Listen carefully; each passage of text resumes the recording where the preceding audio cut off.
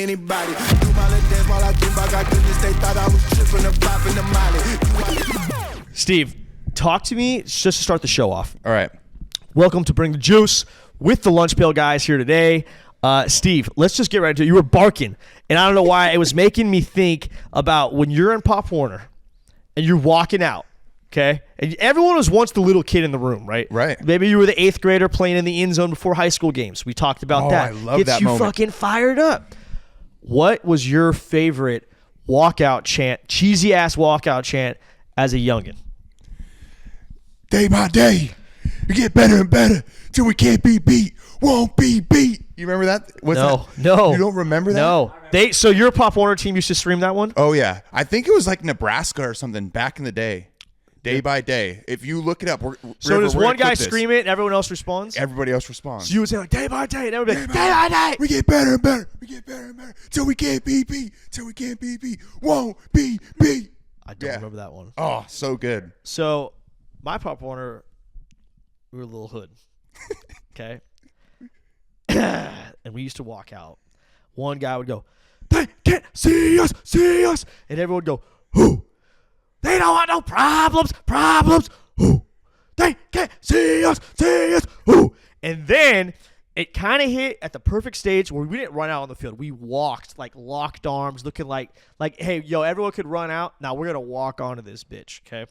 We were studs. It was one of those leagues That's like stone cold just walking out. We for sure had a bunch of guys where the Pop Warner restrictions was 14 years old, and there was guys who were like 13 years and 360 days years old, and you couldn't weigh more than a certain number, and they were like right there. They were pushing the we limit. We were maxed out to the fucking gills on this particular team. Okay? Yeah. I think there was probably like 12 D1 players on this thing. Oh my goodness. It was awesome. Are you kidding me? Like, what, you guys Fantastic. just blowing guys out? Blowing guys out. Yeah. Blowing guys out. Wow. The only downside of the whole situation I came to realize, it wasn't even a downside, but sometimes we wouldn't hit it correctly. And our run out song was, what's it called? 'Cause I'm outside of the club and they thought I was born. It's like called Banger. Never Scared. Yeah. We ain't never scared. What? We ain't never scared. What? Yeah, And so good. which they need to bring those type of songs They do. back to football. You know what? You know what was the other one? We read. Yeah, that was a classic. What? Viral clip. Dude, Viral so clip. good. So My good. memory is coming back to me because I'm drinking on this Catalyst, which is 0 sugar, 1 carb, and 10 calories. I recommend drinking Catalyst for any time you need to lock the fuck in. Steve, NFL this week. Yeah. Exciting. Playoffs have happened.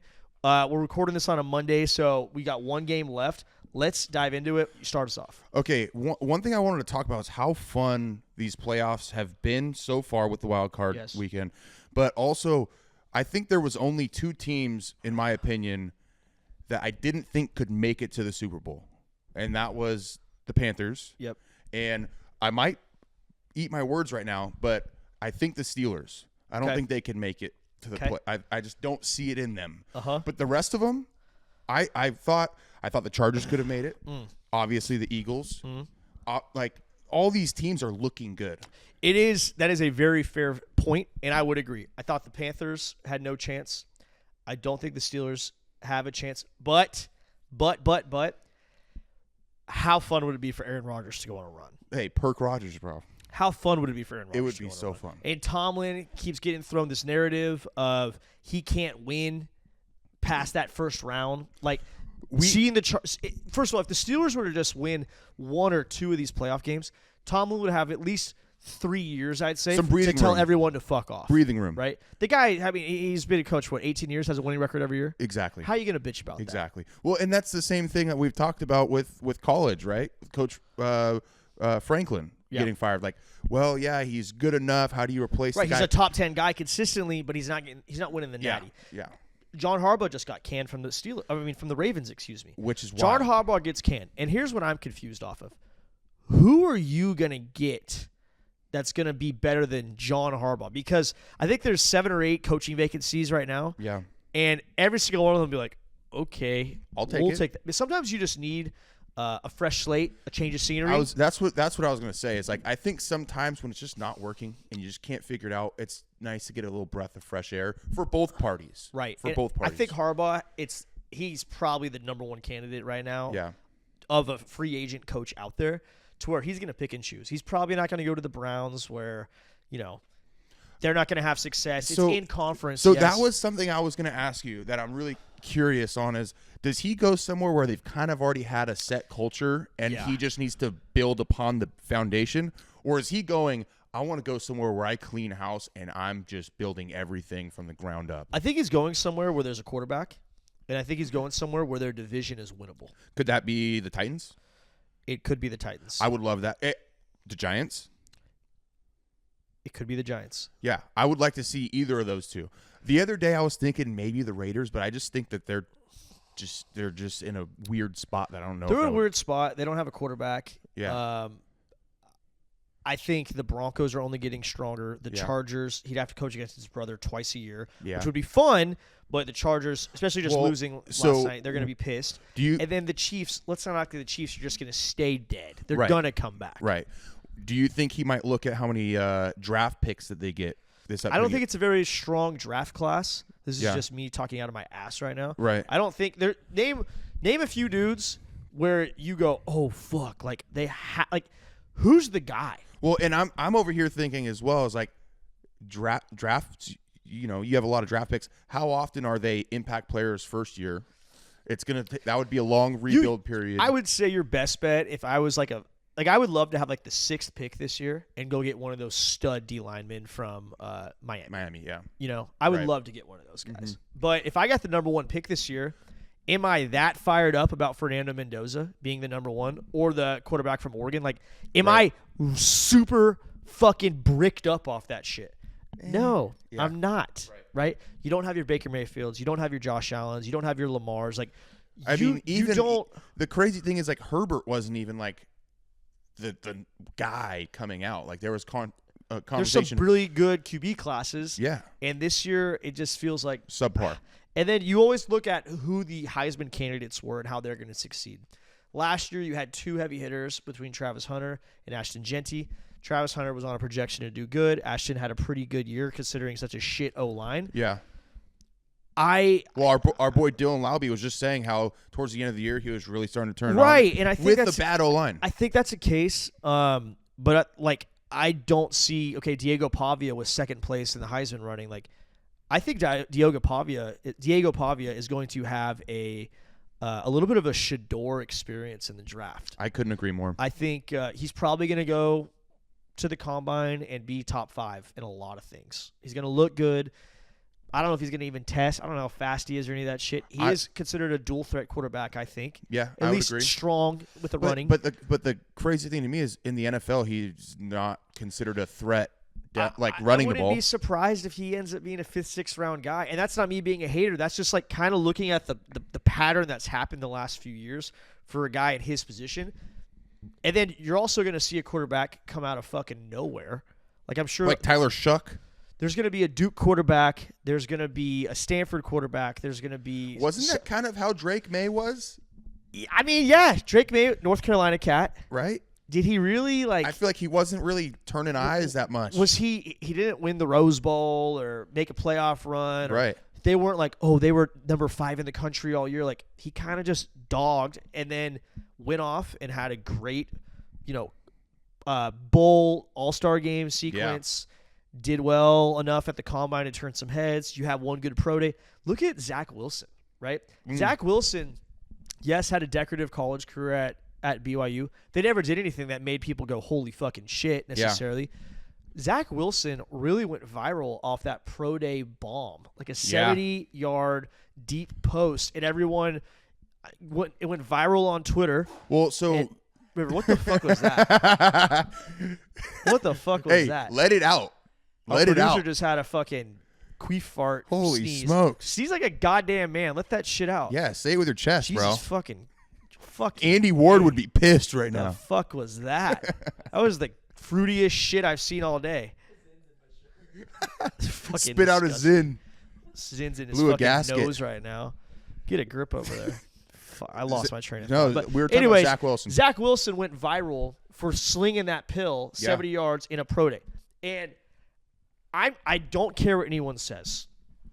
Social media hype has a correspondence to your opportunity to be successful at the next level. It just builds hype. It just fucking does. Eyeballs will always sell. And let's be honest here. That was kind of the Diego Pavia Heisman run thing, in my opinion. Shador too. Yeah, same thing with Shador. I mean, we could go down that rabbit hole another time. Okay, let's get into something that I'm not too familiar with. I'm hoping that you know. Ben Johnson. Did you see the handshake after the game? I did. What's going on with that? So the Bears and the Packers don't like each other. Well, I know that for sure. And but there's animosity with the coaches specifically, not just it goes outside of we hate this team. You know, like I don't know the Ben Johnson Matt LaFleur beef internally. Okay. Maybe there were some text messages that were exchanged. Maybe it was a little bit of a little bro situation. From my understanding, this was their third time playing. Each time they've shook hands after the game, they've all been great games. Yeah, insane fantastic games. To be exact. But each time the handshake's gotten shorter and more brief and more aggressive. And you know, I don't think they're calling each other like bad words, but it's kind of like, hey, go fuck yourself. Yeah, and it's go fuck yourself. And it's one of those things where it's like, get fucked. Fuck the Packers. Like there's that essence to it. And I have a feeling it's like only gonna get progressively. Put it this way: intense. Next year, if the Packers beat the Bears, I think Matt LaFleur is going to return the favor. Yeah. Okay. Now, granted, you win the game in that sequence. Hey, it's free game, man. It is. You can do whatever the fuck you want. I've started to have a complete mental shift on the way I view like competitiveness in sports and with coaches and decision making. I used to be very much so like, like if you're up a bunch of scores, you know, maybe you take the foot off the gas. And it might be Cignetti rubbing off on me and just liking his intensity. But I'm now like, nah. Fuck them. Yeah, fuck them. Fuck them. Yeah. Oh, what? I'm worried about getting blown out one day, so I'm not going to blow them out? No. I'm scoring. Agreed. And I think that Bears-Packers game specifically, like the Bears were at home. They've been doubted all year. We've talked about how we doubt them. Yeah. Like, it's just the current state of the Chicago Bears is you don't say the word success and Chicago Bears in the same sentence, at least to this degree. Right. They were down, I think, 18 points in the fourth. Dude. And they came back like they've been doing all year. They finished it in Chicago against their rival. They showed I think it was the start of the fourth quarter. Yeah, it was like 9 minutes to go or something. And they showed a graphic that said, like, Caleb Williams, comeback, like quarterback, all this stuff, like 90% this year on comebacks or something crazy. Right. Don't quote me on that stat, but something crazy. And I'm like, I'm sitting there playing gin rummy, like, yeah, I hope this guy comes back so I can watch a game. They're getting blown out right now. All of a sudden it starts happening. I'm sitting there telling my buddies, like, is this really going to happen? Like, is this really going to happen? And it just kept happening and happening. There was a point where I was like, oh, is it going to happen? And then it didn't happen. And then it did happen, and I was like, holy fucking shit. And, bro, imagine being a Bears fan who is our age, who's, like, not seen really success in their ever young adulthood, right? Where they could care and like drink beers and like have a which, by the way, conversation with their dad about. So important, like to I want to be able to have beers, enjoy the game, and be invested. Yeah, I feel like it's way better. It's way better, and I don't know. The Bears got it done, and like honestly, you start looking at the bracket.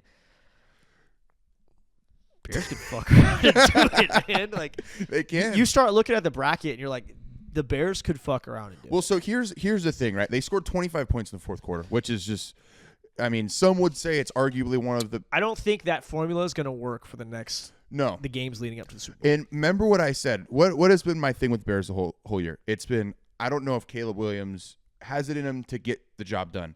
He tried to throw that game away in the beginning. He had 2 interceptions. He threw the ball right to one of the guys. There's a little bit of riffraff on the sideline. Yeah. You know, first quarter, I don't want to be telling guys, do your fucking job, like screaming. Like, hey, maybe we make that a little more of an internal conversation. And it looked like the wheels were about to fall off. Yeah. And I will say this.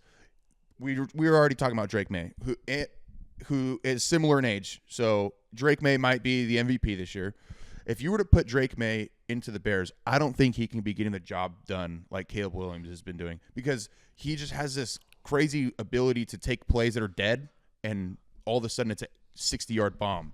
But vice versa, I don't think you could take Caleb and put him in with the Patriots and have him have success like Drake May. It's a hot take.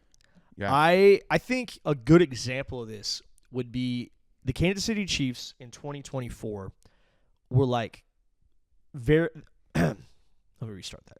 The Kansas City Chiefs in 2024 were extremely successful in one-score games and games that came down to the last 5 minutes, right? Right. They were super successful. This year they had those same situations and they were not successful, right? Yeah. They couldn't win the scenarios. They couldn't win the scenarios. Most teams split them. That's why they end up being 10-8 or whatever it is, right. or 10-7, and like the Bears this year are like the Chiefs of 2024. They found those scenarios. They're way the fuck up on games where they're losing or it's a one-possession game with less than 2 minutes. Like, yeah, they're way up. I think the only one they've lost in that situation was the 49ers a couple weeks ago. Yeah, which was a fucking awesome game. Yeah, but we've had a lot of awesome games this year. It's crazy. From a probability standpoint, I would take whatever the Bears win or loss total is next year. I would take the under because there's no way you're going to be able to keep getting those last 2-minute drive. You can't replicate it every fucking year after year after year. This year, though, I'll say this: you can replicate it, but you can't consistently year after year. Year after year, you can't do that. You can't bank on it. Like now, I hate like when I was on football teams, like, oh, we're a second half team. No, fuck that. None of that. Because if you get your ass kicked too much in the first half, it's over. Yeah, you might score 25 points in the second half, but you let up 35 in the first half, and that's over. not enough, buddy. So I do think now I'm going to put a little caveat to this though. Asterisk. The Bears might have enough magic this year though to get the fucking job done. I agree. So it's especially very exciting. I know they did give up some points in that game, but that was also due to turnovers and things like that. For sure. One thing that they definitely had though was what's up with the Green Bay kicker, man? I don't know. That sucks because windy game.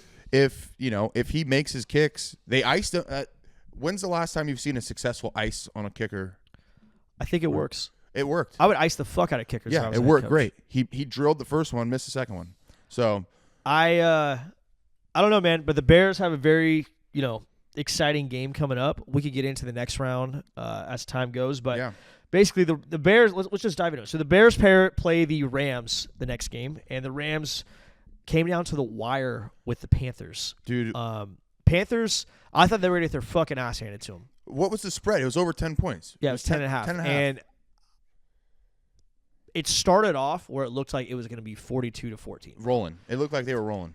My respect level for Bryce Young has gone up astronomically after that game. Their defense flies around. They're creating plays on special teams. Like, they have a one DB who's a fucking dog. Well, I think what you're seeing there is like kind of like the start to the culture. I feel like Bryce Young has always been a good culture guy, a good locker room guy. He's won at Bama. He's won a Heisman. But it's like that same thing. Nick Saban, I feel like, had a good mentorship over him, and I feel like him and their entire culture right now over there in the Carolina team, I think is trending. It is trending. I would be excited to be a part of that locker room or a part of that team or part of that fan base going into next year. Even though they didn't get it done this year, they lost to a damn good Rams team, though. They are awesome for where they're at. They should be very proud of the season. Yeah. They should be very proud of the season. That being said, the Rams snuck away with one. I agree. And that last drive, what was it, like 7 plays, 71 yards? I don't know. Matt Stafford, just a winner. Matt Stafford's a winner. Matt Stafford's going to win the MVP. Matt Stafford's going to win the Super Bowl. He's going to win the Super Bowl MVP. And he's going to ride out in the sunset. Our boy Ronnie Rivers is getting a ring. Our boy Devante Adams is getting a fucking ring.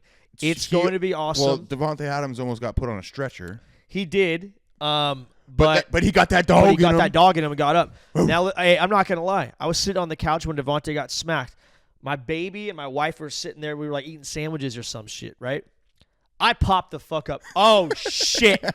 What? I said, Devante just got fucking smacked. Fried. And he popped up, went to the blue tent for a couple seconds. Back at him. Also, Puka Nacua is insane. Listen, like, I used to think, and I will die on this hill, clip this shit. If I was any wide receiver in the world, and Devante Adams is a smart motherfucker because I know he's thinking this way. He looked at every single team and said, why is it that one receiver who's with Matt Stafford is always like an all-pro, leads the league in either touchdowns, yards, receptions? Like, yeah. I want to go be that guy. Now, Devante has a crazy amount of touchdown catches, but they feed Puka. They feed Puka, and what makes the Rams so dangerous is the fact they have Puka and Devante. Yep. They have Puka and Devante. And their a good tight running ends are back. fucking raw. Yeah. They have is a deep Is tight it end. Higbee? Something like that? Or is he gone? They got no, Colby Parkinson. Oh, yeah. And they got a young Cat Ferguson and stuff. But like, they're just rinse and repeat. Like, they keep going. Point is, I think that the Rams are the team of destiny of like raw, like realistically right off into the sunset, finish. I don't think Devante is done after this year. But so what you're he saying needs is his ring. What you're saying is they have the most complete team right now to go get it done with experience, explosiveness from young guys, and just depth. No, I think they don't have the most complete team because their defense lets up ass. But okay, when you maybe complete offense is what I was saying. They have an old pilgrim driving the Mayflower across the goddamn Atlantic right now in Matt Stafford. Wow. And he's got some first mates named Puka and Devante who are on the top of the ship saying, hey, let's go that way towards land. Follow me to the promised land, boys. And those three are sails. Everyone else is fucking rowing the boat. Okay? Wow. And they are taking everybody else to the promised land. And by the way, you got an old ship captain in the bunker named Sean McVay, who's also related to Albert Einstein because he's a fucking genius and he just knows how to win goddamn football games. That was a great rant. That was a fantastic rant. I liked it. Thank you. What if they lose next week? Now, that being said, what if the Bears completely shut that down? When do the Rams play in freezing-ass cold weather? If you're Chicago right now, you're praying for a fucking snowstorm. They're gonna blizzard. Tell. If I'm Chicago, I'm saying, hey, don't scrape the field up. Just let it sit. Yeah, they're gonna go to those geoengineering people and be like, hey, create that big clouds. old storm. Yeah. Rile this bitch up a little bit. I think the Rams get through that stage, then they're in a good spot. But again, I think advantage is Bears. I think advantage is Bears. When you bring the weather into it, yes, but yeah, I don't know. It's gonna be fun. I don't know. I'm gonna enjoy that game. Let's go to the Bills Jags. Okay, Bills Jags. I got to watch that.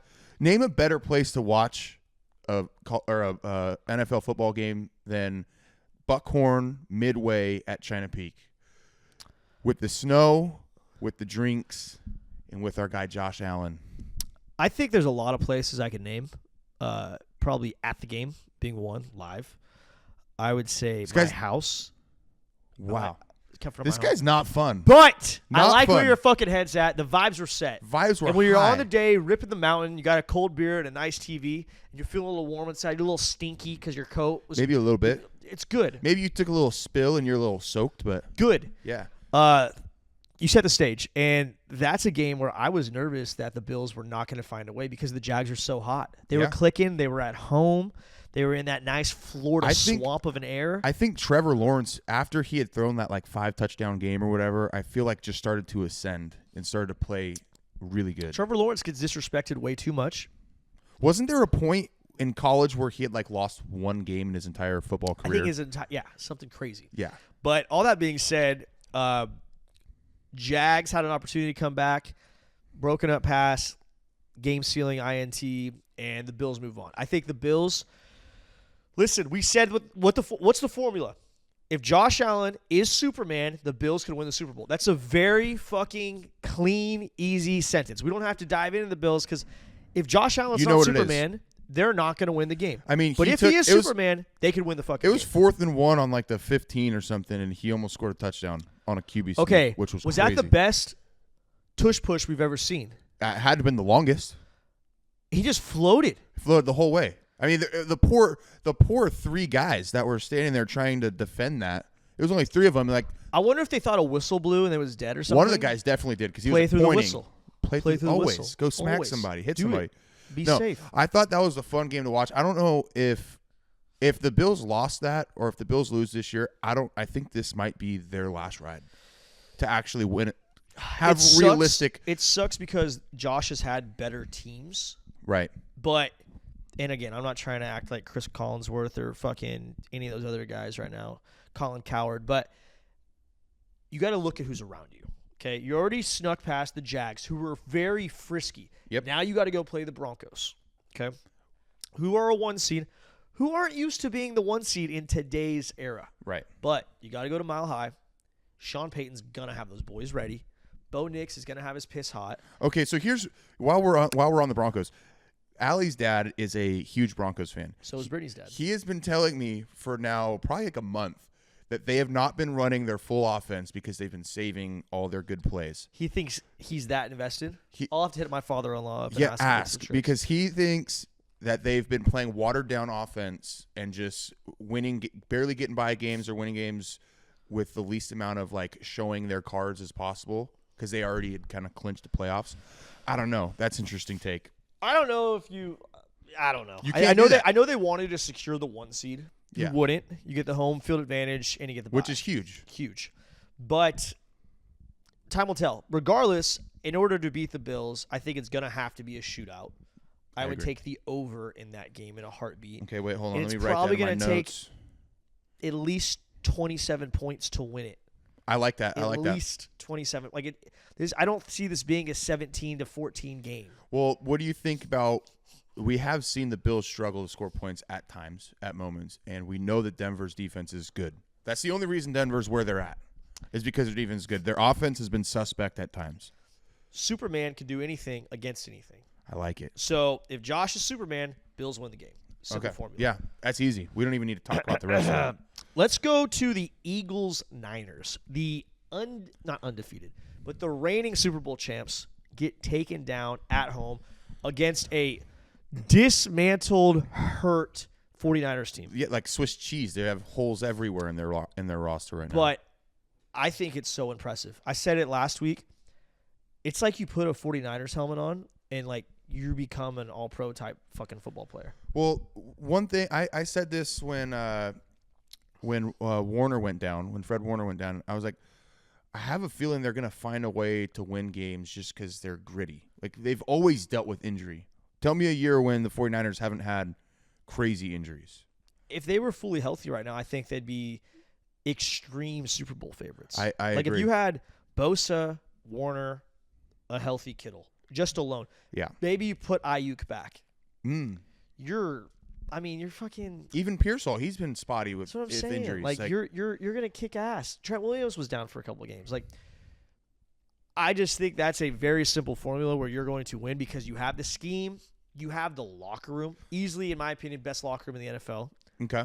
From a vibes perspective. But you're right. They have a system, and that's why they're able to pull these types of games off. But one thing I want to say about the Eagles, was it just me or towards the later half of the year they kind of looked lackadaisical? Look flat. They kind of looked like, all right, we've already done it. Like Jalen Hurts sometimes didn't look like he had that. I think they were flat based off seeing – listen, and this is just me. I've seen a lot of drop balls in the NFL this year. Yeah, okay? especially – if you're A.J. Brown, who you put yourself out there, which is fine. Being a wideout, like, that's one of the most out there positions, right? Yeah. You could have an ego and you could back it and be the man. right. But if you're going to put yourself out there and you're going to bitch about not getting the ball throughout the year, then you get the ball. You got to catch it. Well, if the ball touches your hands, if you're a multi-million-dollar a year NFL player, wide receiver, Top 2 receiver on your team. you need, if the ball touches your hands, you need to catch that ball. Let alone that bitch is right there in stride. Yeah. Because as a receiver, and if you don't believe in this, then you're lying to yourself. If you're a receiver and you get the top 3 fingers, 1 finger, if the ball moves because you touched it, you will say to yourself, I should have caught that. Or at least in film, you're going to get bitched at, hey, you got to come down with that. That's catchable ball. That's catchable. It's going to count as a drop. Yep. Okay. On the stat sheet. On the stat sheet and film, on the little notes, it's going to count as a fucking drop. They need to start knocking his reps off if he keeps dropping balls like that. And I don't think they're going to do that necessarily because they invested so much in him. They're not going to pull him away. But that being said, I did not like the altercation on the sideline that happened between Nick Sirianni and A.J. Brown. I thought that was bad for the culture. I think it was a major setback. Unprofessional. And listen, now they're out of the playoffs. They're going to keep – Eagles fans are going to keep circulating what went wrong, blah, blah, blah. Hot take, I don't think A.J. Brown's on the Eagles next year. Wow. I don't think That he's is on a hot take. I think they say, you know what, you're a really good receiver. There's some other good receivers in the league that maybe aren't going to cause as much internal issues. We're going to trade for one of those guys. Yeah, Best of luck. Where's no the crossroads of value when you're bringing all this crap in? One thing that's interesting, we just said if you're a Carolina Panthers fan, you're feeling like going into the season this next year, I kind of feel good about this. Like, what's going to happen next? If you're an Eagles fan, you're going to be sitting there replaying that in your head, like you said, thinking, what's our culture like? Really flat. Lots of, no juice. I mean, even Big Dom. Big Dom, we were so fired up to see last year at the Super Bowl. He's got this Italian heritage. He's kind of the bodyguard of the Philadelphia Eagles. He's hanging out with the players. Yeah. Doesn't have like a social media that he's promoting his own brand off of. Like, seems like he's true to who he says he is. Right. And it's kind of like the Step Brothers part where they do the interview in the tuxedos, and it's funny, and then one of them rips ass, and it's like, tuxedos are kind of fucked up all of a sudden. It's like, yeah.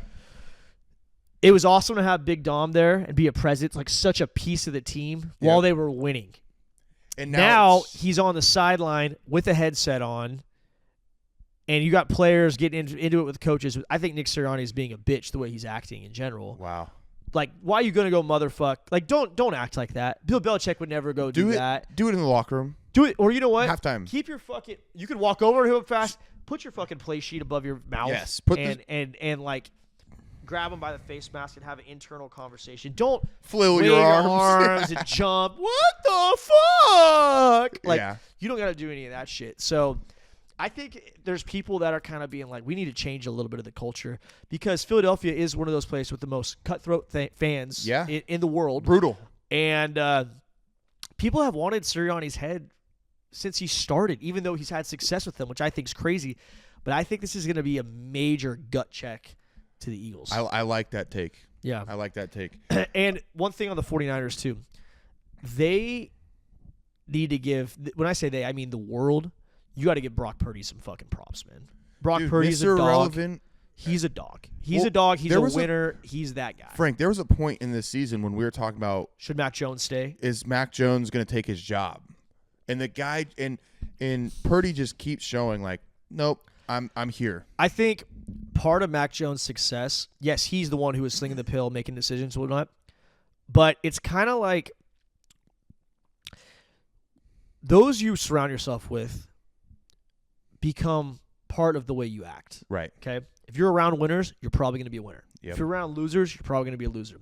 It's like when you're fucking in a weight room, if you lift with guys at your rack that are stronger than you, you get strong. You're going to get stronger. Yes. Your maxes are going to go up.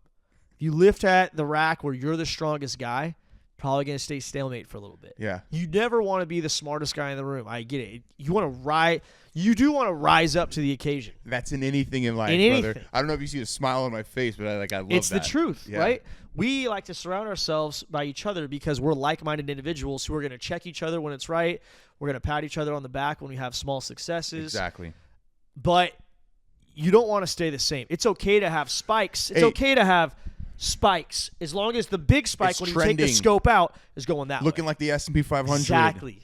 Hey, talking about that's so true. We were just talking about the culture of the 49ers locker room probably being one of the best. That's why they're still where they're at. Uh-huh. I love it. Okay, we want to go to any of the next round or any more of the next round matchups. I think you got to brush on the Chargers' lack of success against the Patriots. Okay, I thought we already talked about that because I've thought about that so much. I think the Chargers, if you look at where they were 1 year ago, 2 years ago, 3 years ago, and back, pre-Harbaugh, they had some success. Harbaugh comes in, he's going to be the man. Right? Harbaugh's are winners. Absolutely. I have no doubt in the next 10 years, Harbaugh will be in a Super Bowl at the minimum. Yep. I don't know if either he one a job of them done. Doesn't matter. But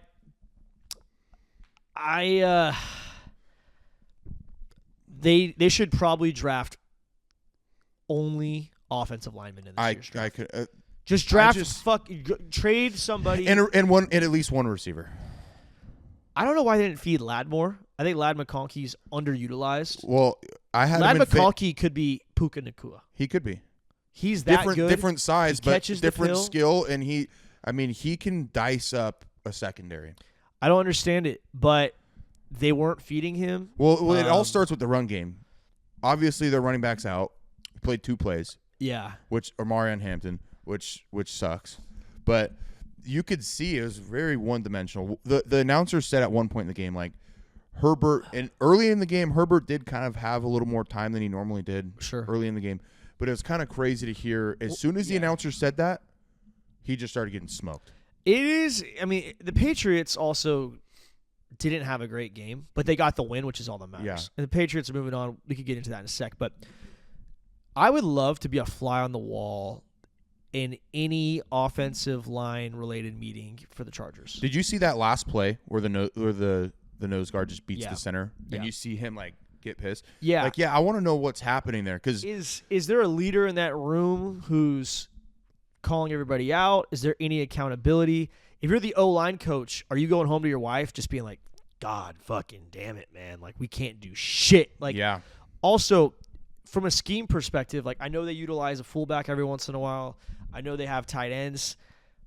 Do you hit a point where you almost take a Patriots play and, like, get the biggest fucking tight end you could almost – like, get a Rob Gronkowski type dude and put him there? Like, make it sure he is a blocker who catches every once in a while. Yeah. They have that Matlock guy, like, put Matlock in and just have him stay on the edge as a sixth lineman almost. I think the thing that sucks is when you watch the Chargers, like, I was excited for the Chargers all year for what they were going to do in the playoffs. I thought they could have been a team that could have made some noise, had some success. I'm a Herbert fan. I'm a Harbaugh fan. Like, I was excited for it. Seeing him get hit that many times, I'm worried for his health at this point. I think he got hit 21 times that game. Do you think, and I think, Joe Burrow's kind of gone through this too, are O-linemen not as good, or is defensive players just that much freakish where they're just so big and so fast and so skilled? I think it's a complexity of things. Tom Brady has talked about how quarterbacks nowadays don't know how to throw guys open, how to not get guys' heads taken off. They don't know how to recognize defenses or check calls, check protections. I think there's a piece of that.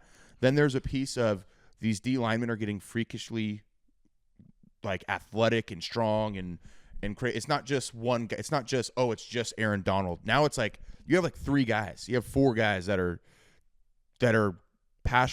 just elite pass rushers while still being good in the run game. So I think it's like kind of a combination of both of those things. And I think I don't know the actual stats, but I feel like people are throwing the ball way more. Like, it's a passing league. Yeah, it's just what it seems like. I think that O-linemen are not as forceful as a unit as they once were too. I don't know. I don't know the statistics on it. Are you saying like demand or like controlling and like demanding the line of scrimmage? I feel like the best teams I've been on, obviously you could run the ball and your O-line studs. And it's usually the same 5, and they're a walking unit. And they're gritty and they're grimy. They're a walking fucking unit. Like, no disrespect to the 2s or the 3s, but those 5 are like have their own fucking bond. They have their own group chat. Maybe they do. I don't know. Maybe they do. They probably got mad. I mean, I just looked at an old Patriots skit. They had matching mustaches. I feel like they had a relationship. Classic. They had a real relationship with their quarterback too. And think about like when Jason Kelsey would they would record Christmas music. Yeah, they make an album. Yeah, like my point is, I think that there was a sense of unity with O-linemen where it was like, we're the starting 5, we protect our quarterback, and now that's how you sneeze. It's kind of something on paper versus the realness of it. I agree. Like, yes, the quarterback is going to buy his O-linemen, quads for Christmas and shit. Yeah. How many times is your starting 5 coming over for dinner throughout the month? Okay. How many times? Not throughout the year, the month. The month, maybe the week. Yeah. Right. How much of that next level dedication is there from a unity standpoint? And I'm not saying it's going to be the difference between winning the Super Bowl and not winning the Super Bowl. Might win you a game or 2 more. Yeah. You're going to be a little more confident. Well, you're going to be 5 to 10% more confident under center than you were if you didn't have those dinners. Exactly. You didn't build that trust up. Well, that's the culture piece that we're talking about, right? We've talked about that with almost every single team. Yeah. Is where's their culture trending? What are they doing? They need a good, solid vet. I have no doubt if Jason Kelsey said, I'm going to go play for fucking Harbaugh, on the Chargers next year, saying he has the same skill set he had when he finished, their PFF scores or their percentage or where they ranked on offensive line would boost just because of veteran leadership. It'd probably and morale. kick up 5 to 7. Yeah. Up. Yeah. I agree. Okay, one thing I did want to go back to with the 49ers. Have you seen this stuff with like the electronic wavelength field thing and their injuries? Yeah. So I think it's true. I think there's like a lot of actual long story science. short, there is I don't know if it's radiation. No, I don't know I think if it's like a frequency. Electric frequencies. Frequency. I'm sure there's some rich guy from the Bay studying it right now. I don't know what you do with that, man. But also, like, they're analyzing San Francisco because they're the most injured team, it feels like, right? Well, they've been the most injured team for years. But also, they injure their stars are the ones who get injured. Yeah. So who's to say maybe their strength and conditioning program isn't utilizing their ankle mobility enough, or they're not doing enough change of direction. All right. Maybe we they need to cut 40s. I would. How many different strength coaches have they had? During this course? Are they doing Red Dawn? I don't know. Are they doing mat drills? Are they working on those little things? I'm sure they are. These guys are fucking pros. I have no doubt George Kittle puts $1 million into his body. Yeah. And also sometimes shit just happens. Yeah. Shit just happens. I mean, all jokes aside, I personally, this is just my personal take, I think there might be something there. I think it's worth looking into. Yeah. Like I guess what I'm saying is I would not be shocked if they were like, holy smokes, this is actually what's happening. But how psychological is it also? I think there's a piece of that too, because there was a year where we had a bunch of dudes that were getting MetLife or something. Well, remember we kept getting guys that had strained hamstrings, and we're like, what is it? What is it? And all of a sudden everybody's freaking out. Yeah. Next year we did the same exact training program. Nobody had hammy. So it could be something. It could not be anything. Right. Regardless, I think every NFL team is looking on ways to improve. What's shitty for them is they have a relatively new stadium and training facility. It's where it's like you gonna move that, or are you gonna move the issue, or right? What do you do? Go? You just built it. Yeah. Someone shouldn't have left actual San Francisco. Someone should have looked into that one. Probably should have paid like some researchers to do some research. Okay, what else do we want to take? What else do we want to talk about in the NFL? Is there anything else you want to talk about? I mean, how about hang on, River just text me something. You got anything? What about, like, you talked about Ben Johnson already. Yeah. And he's getting backlash for saying in his post-game speech to his team where there was cameras, like, fuck the fucking Packers. Like, people are like, coaches used to have class, blah, blah, blah. Hot take, rivalries are back. Well, rivalries are back. Yeah. Sorry. Here's another thing, right? College football players used to not get paid or can transfer. Shut up. I don't think that people who are like, oh, you shouldn't say fuck the Packers. All right, man. He didn't put a block of cheese in the middle of the fucking locker room, pull out a 9mm and let go a full mag. Like, yeah. He said, fuck the Packers. Yeah. Fuck the Packers. Well, you're the Chicago Bears, who you've been little bro for a long-ass time. You're at your home stadium in an emotional comeback win. Let the guy have some goddamn emotion, well, man. my thing is, okay, it doesn't look good in the public eye. Everybody's saying it around the locker room. According to who? According to who does it not look good to? Because I guarantee you the city of Chicago is going, they want to build a fucking statue of this guy. I was just going to say, I guarantee you all the fans are like fired up about it. And if you're Ben Johnson, who do you want behind you? Some dipshits in the middle of the ESPN hierarchies, or the city in which you live in? Exactly. Who is impacting your day-to-day? I want my boys behind me. And the culture of your city and your team. That's a true testament of saying, fuck the outside noise. Our foxhole right here is engaged. What I was going to ask you is, like, if I was Ben Johnson, I'd be like, oh, well, who said that? And if they were like, oh, it was Lions fans, fuck the Lions. How about that? You double down. Yeah.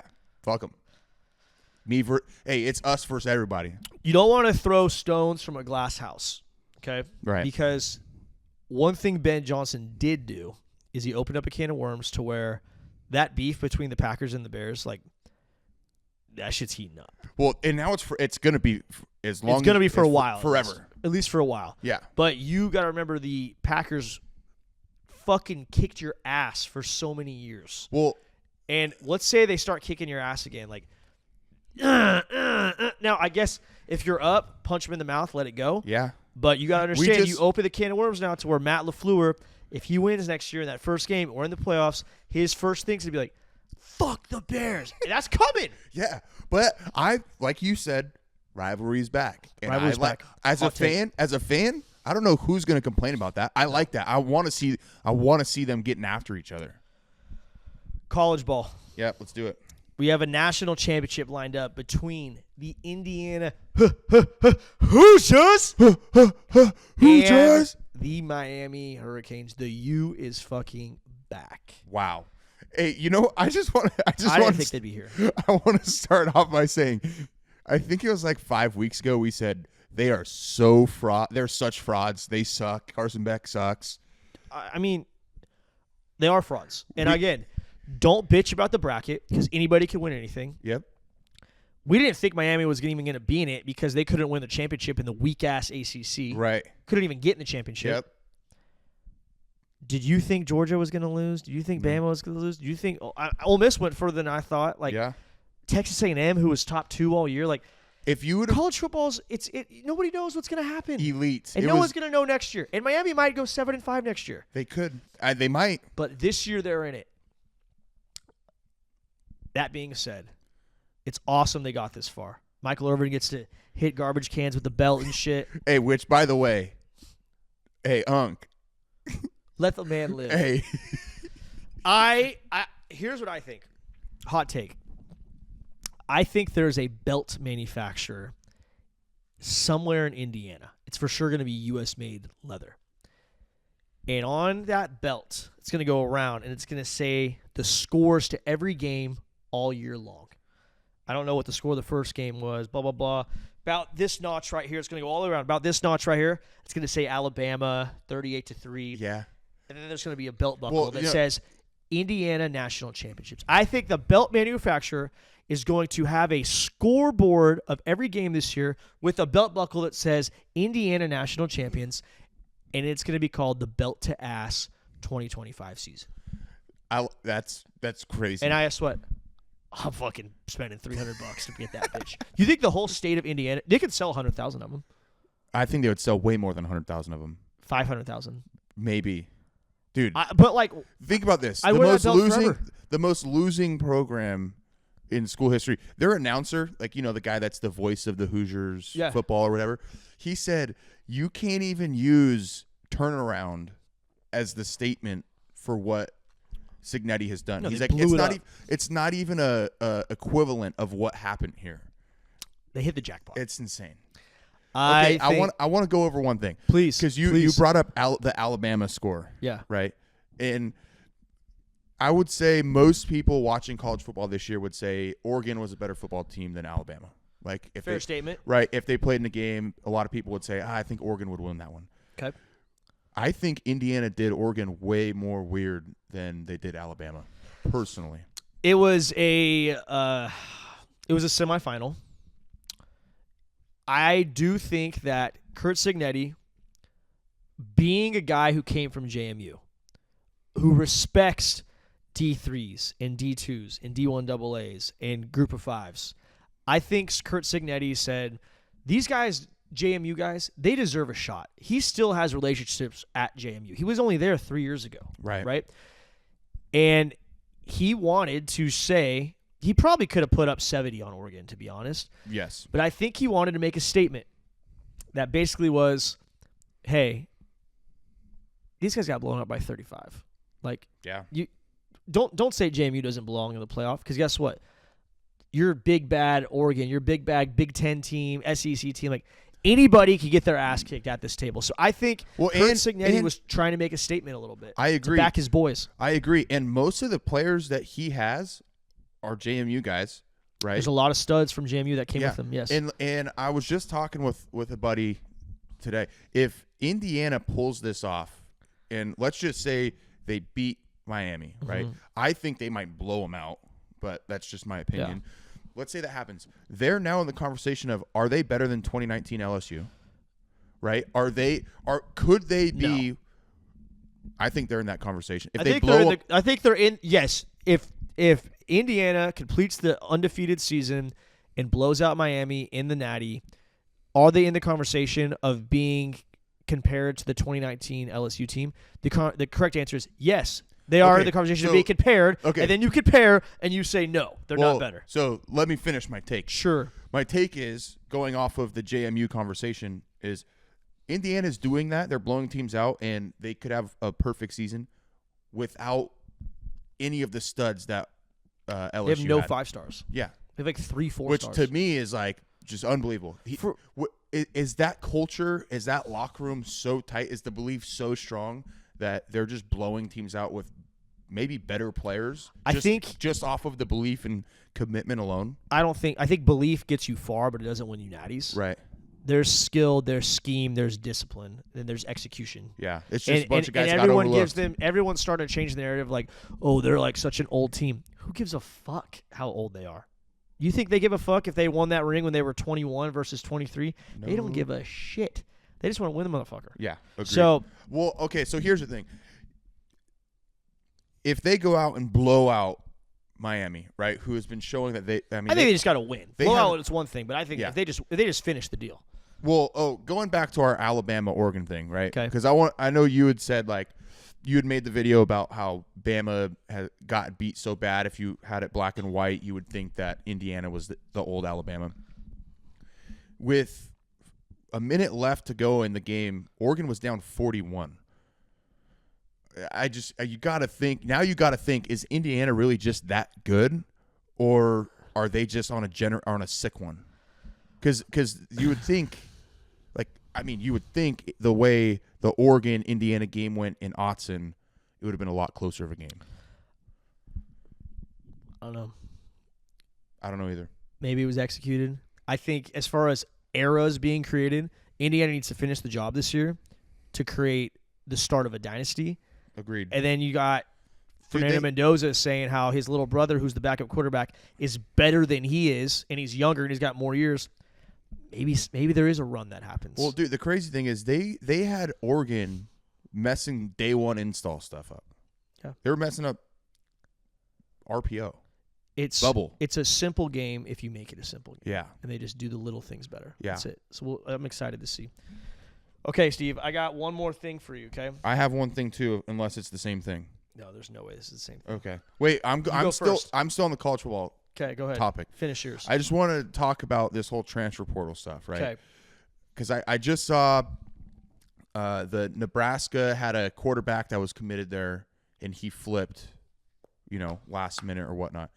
What do you even think commitments, should we get rid of commitments and all this stuff? Because you think back in the day, if a recruit flipped commitments, it was like, oh, he was supposed to go here, and then he went there, and then he was there for 4 or 5 years. He still ended up staying at that school. Now it's like, I know a guy that's been committed to 5 schools and played at 6. Right. Why even call it a commitment? Just call it, I'm going there. I think the commitment thing is more to gain social media hype. Because like you said, it doesn't mean shit. It doesn't mean anything. It doesn't mean shit. And ultimately, if people really want to lock in, people are going to fucking hate this take. Don't pay guys until they're done playing. Okay. So what I mean by that is, let's say you're an 18 to 22-year-old, okay? Back in my day, you would be given a scholarship check. So it's enough for you to live. You get a stipend, yeah. You get to pay rent, you get some food, a little bit of beer money, right? Yeah. Maybe beef up the Scully check a little bit so that guys aren't struggling with maybe a minimum. Yeah. Hit a minimum. Make it to where you're not struggling off cup of noodles and frozen chicken breasts and just drinking chocolate milk at the end of the month. So beef it up so they have an opportunity to be smart with their money. Yeah. Give them an extra $15,000 a year on Scully checks. Right. Right. A college kid should be able to handle that. Absolutely. And then sign these hundreds of thousands of dollars worth of deals to a player and tell them hey, we're going to sign you to a 3-year contract. It's going to be valued at $200,000 a year. You're going to get paid $600,000 after you finish that third year. That now makes it to where they have to, they have to stay. They have to stay. Right. It's not unless pay to somebody play. buys out their contract or something stupid. Sure. Yeah. If you want to go that route, but there's no reason for college kids to be having 6, 7, 8 figures in their bank account being 18 and 22. One, you're going to be a dumbass. Two, it's fucking Wild West free agency. It's like, I'm going to go here. I'm going to go get a bag here, go get a bag there. Like, people have to stay. Like, there has to be, you have to put the athletes in some sort of a rock and a hard place. Well, and it's not good when elite college quarterbacks are making more than a number of starting NFL quarterbacks. That dynamic doesn't work. Look at I mean, Ty Simpson from Bama right now, he's entered the draft. And he's starting to get offers for $4.5, $6 million for 1 year. If I'm Ty Simpson and I got an agent, I'm going to him and be like, yo, am I going to make $6 million next year playing in the league? He's probably a, second, third, fourth round quarterback best. Yeah. He's not going to be a starter. He's going to be a backup in the league to start out at least till he earns his spot. Are you going to get that? I don't fucking know. Do you want to fuck around and go to a college, though, and risk getting injured, having your stock go down? Look at Trinidad Chambliss, okay? Came from a D2, won a natty. Comes to Ole Miss. Gets a team that everybody doubted with all the Lane Kiffin bullshit. Gets to a semifinal of the national championship. Had an opportunity to win the whole fucking thing. Doesn't. He's begging for another year of eligibility. To get his money. Instead of being like, yo, I'm probably like top 5 quarterbacks off the board. Like, he's begging to get another year. Yeah. Right? Because he's trying to cash in. He's trying to cash in. And he's saying, I'm gonna capitalize on this money now because I don't think I'm an NFL quarterback. I think COVID years are almost done. Yeah, they're starting to expire. So we shouldn't see guys playing more than 5 at this point. And maybe you make it to where it's like, because you're getting rid of walk-ons, so maybe you make it to where you get 4 fucking years. Wow. If you tear your ACL or a season-ending injury, you get a 5th year. And that's I think tapped out at 5. I think that's the thing that is kind of even more crazy is all of a sudden you have COVID where the NCAA will never grant extra years. That happened. Then you have NCAA paying players, and then the Wild West of transfer portal all stuck into the same era. It all happened at once. All at once. And now you have guys that are 6-year guys. You have Diego Pavias. You have Trinidad Chambliss. Like, all these crazy stories of all this stuff. None of the college fans want to see that, honestly, in my opinion. There's even one other thing on football that we didn't discuss that I wanted to hit. So, this last week, there's a tight end named Nathaniel Salmon. Okay. Where from? Where's he at? The guy is from New Zealand. Okay. Oh. So yes. this guy, let me paint this picture. Nathaniel Salmon, he's a New Zealand basketball player. He came to America to play tight end. Professional basketball player. Came to America to play tight end. He gets to Chargers minicamp. He's on the Chargers. His profile picture is him warming up in legit Nike gear. NFL official, not like he's doing fucking calf stretches, pre-practice at a Chargers. In the white jersey, blue numbers, yellow outline. And then all of a sudden, you see him commit to Washington State to play tight end. I'm sorry. How the fuck are you going to go try out for the NFL, not make it, and now we're letting guys come back? If you have one physical with the NFL, buddy, you're out of college. Like, yes. that used to be a very distinct line that you just, once you crossed, it's done. It's gone. It's blacked out. So what happens so I could try out for a team, not make it, and then join a fall camp? Like, no. You can't do that shit. I'm not a fan of that either. I mean, it happens. We're going to play against a guy.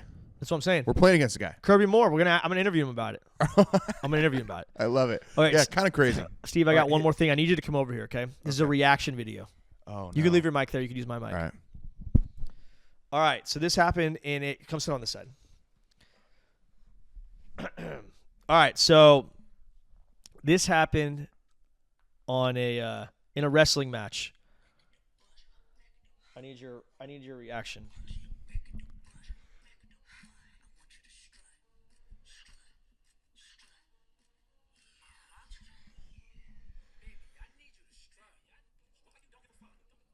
What?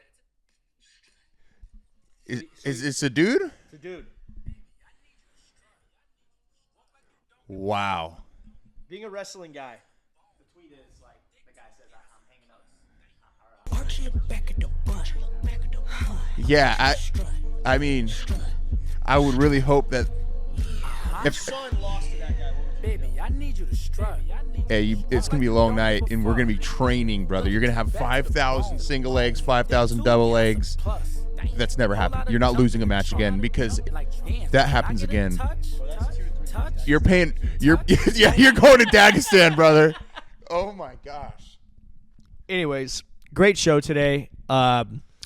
Be sure to subscribe to our YouTube page on Bring the Juice. We have a lot of announcements coming up. We're going to start dropping on Wednesdays, starting out Wednesdays, Bring the Juice with the Lunch Pail guys. And then on Thursdays will be the traditional Bring the Juice episodes. This week, it's with Aljo Sterling, UFC champ. Me and Steve flew out to Vegas. It's a fucking banger of an episode. He's the man, dude. Check it out. Subscribe to us. Buy some merch. Beanies just dropped. We got a lot of deals coming up. Be on the alert for the golf tournament coming up as well. If you want to be a part of it, we'd love to have you. It's going to be fucking electric.